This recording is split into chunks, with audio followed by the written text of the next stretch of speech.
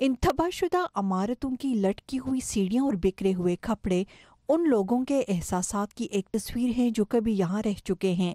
अमरीकी रियासत कनेटिकट के फेयरफील्ड म्यूजियम में रखे गए ये फनपारे शाम की उन गलियों के अक्कास हैं जहां 7 बरसों से जारी जंग की वजह से लाखों अफराद हलाक हो चुके हैं, जबकि बेशुमार दूसरे मुल्कों में पनाह लेने पर मजबूर हुए। मेरे ख्याल में ये कहना आसान है कि मुझे तबाहियों से जुनून की हद तक दिलचस्पी है, लेकिन ये जुनूनियत नहीं है, बल्कि ये हमें शाम में होने वाली तबाहियों की जानिब मुतवज्जो करती हैं। हमें हमेशा तजस्सुस रहता है कि वहाँ क्या हुआ है।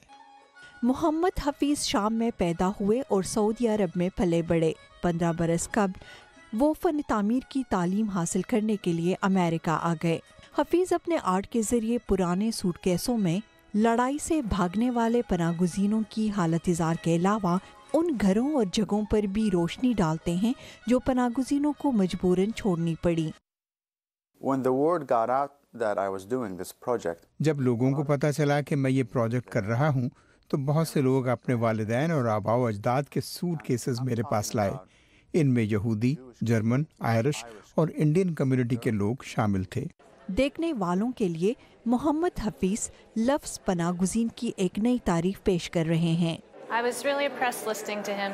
मैं उनकी इस बात से बहुत मुतासिर हुई कि कैसे आर्ट के जरिए किसी अलमिये के इंसानी हमदर्दी के पहलू को उजागर किया जाता है।